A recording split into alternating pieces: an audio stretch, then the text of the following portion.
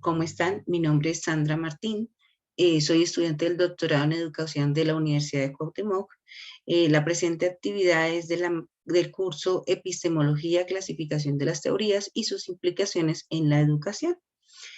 A continuación, les voy a presentar la actividad 4.2, que es una reflexión de la nueva forma de aprender y de investigar en materia educativa.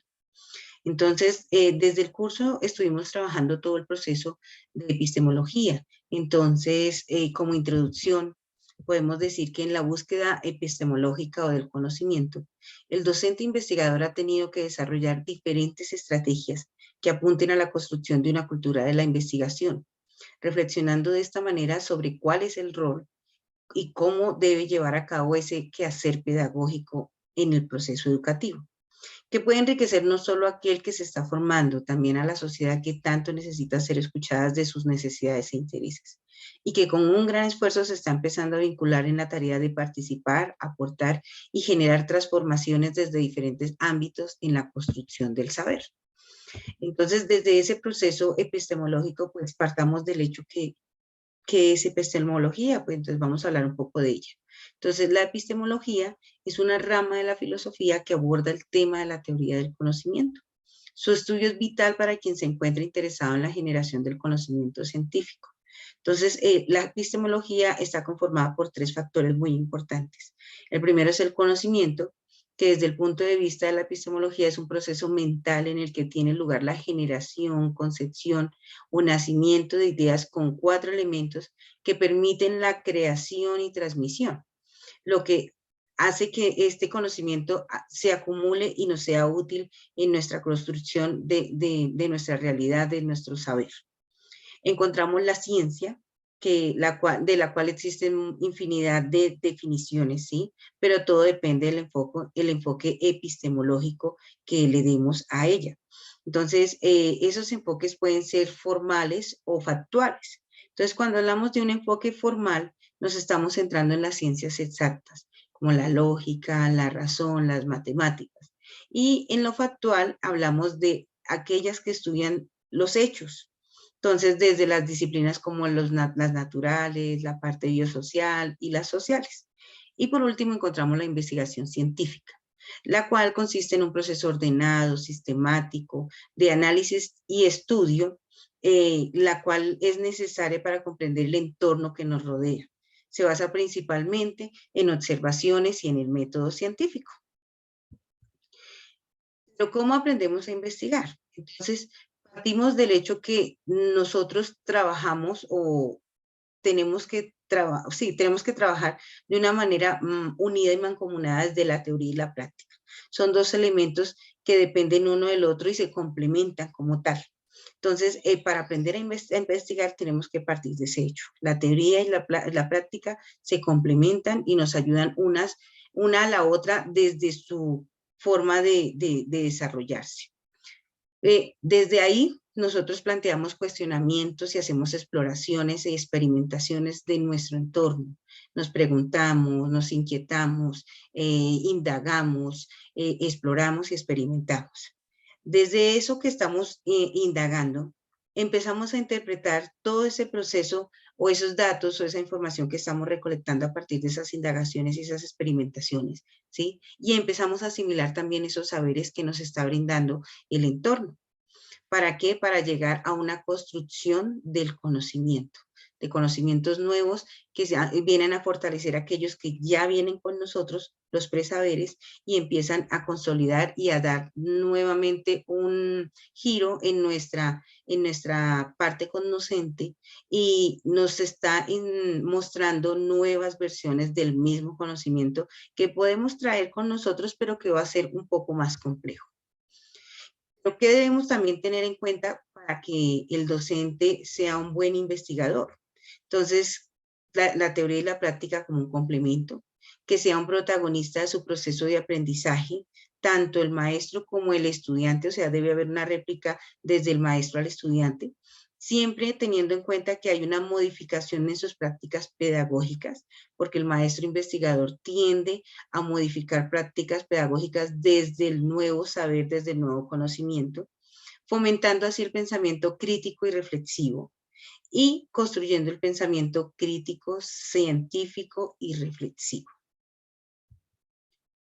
Podemos hablar también desde las tesis nociológicas, que nos habla Habermas sobre, desde su propuesta, lo cual pues lo retomamos del documento de Torres 2007, nos manifiesta sobre la autorreflexión y la autoformación de la especie humana como base del conocimiento. Cómo nosotros nos vemos, cómo nosotros hacemos procesos de metacognición, procesos de autorreflexión, de autoformación, evaluando todos aquellos procesos que nos ayudan a favorecer las competencias comunicativas, ¿sí? A través de las cuales se configuran el conocimiento que se está construyendo. Aquellas cosas que nosotros en nuestra cabeza estamos organizando, estamos desarrollando, estamos construyendo, van a ser expuestas, van a ser manifestadas todos a través de un proceso comunicativo, unas competencias comunicativas. La cual esta comprensión nos va a también permitir dar a conocer la comprensión del mismo conocimiento que estamos construyendo en relación con el sujeto y con su contexto. Entonces todo va a tener como un fin último que va a ser en construir conocimiento, pero ese conocimiento también es qué tanto implica que el sujeto le esté afectando, le esté aportando lo mismo a su contexto. O sea, buscamos que el conocimiento sea transformado. Dentro de los métodos de investigación encontramos el deductivo, el inductivo, el hipotético, el analítico para iniciar, ¿sí? Entonces, podemos decir que el deductivo es aquel que estudia, que va de lo más grande o de lo universal a lo particular. En el inductivo hablamos a lo inverso. Aquí parte de lo particular a lo más grande, a lo universal. Del hipotético podemos decir que parte de suposiciones o hipótesis en busca de verdades o soluciones a un problema o a cuestionamientos que nos estamos planteando. Y el analítico es aquel que descompone un todo en partes. ¿Para qué? Pues para comprender las causas que pueden estar generando un fenómeno. Encontramos a partir de este también el sintético, que es el inverso del analítico, que no va a ir del todo a las partes, sino al contrario, va de las partes al todo. Aquí lo reconstruye en un todo en busca de posibles soluciones. Hablamos del analítico sintético, que es como la combinación de los dos anteriores, deconstruye, pero también vuelve y construye a partir de esa exploración de búsqueda del conocimiento. Hablamos del cuantitativo y el cualitativo entre esos métodos de investigación, que el cuantitativo es el registro, el cuantitativo recolecta los datos para probar una hipótesis, y el cualitativo se encarga de hacer un registro narrativo sobre un fenómeno específico en una explicación de un hecho o un evento. Encontramos también el histórico comparativo, que es aquel que explica y compara fenómenos y leyes de un fenómeno. Para concluir, podemos decir que reconocer la importancia de construir una ciencia crítica e investigativa, la cual se fundamente en un proceso emancipatorio e independiente de la razón, como lo planteaba Habermas, convirtiéndose en una ciencia que sea una reflexión filosófica, permitiendo a los individuos y comunidades una interpretación, comprensión y transformación de la realidad de acuerdo a las necesidades e intereses propios de sus contextos. Esto nos implica a nosotros hacer procesos de autorreflexión, hacer procesos de autoconciencia y de autoformación, que encontremos en nuestra propia crítica, en nuestra propia construcción, conocimiento. Y el conocimiento va en un constante proceso de progreso y crecimiento, siempre de la mano con la evolución del hombre, con lo cual la epistemología ha tenido que plantearse nuevos y mayores retos en pro de una construcción de un espíritu científico investigativo sólido y que aporte de manera significativa en el contexto.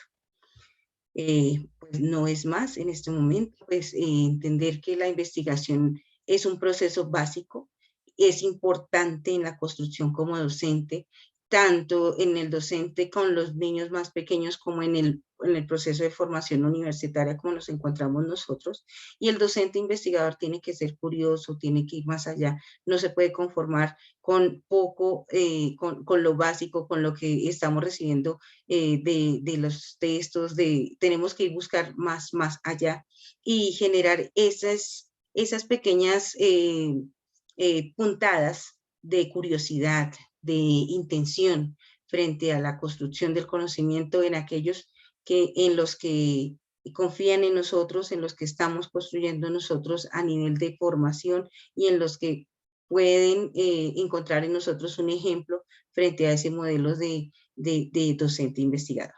Entonces, muchísimas gracias y espero que haya sido clara la información.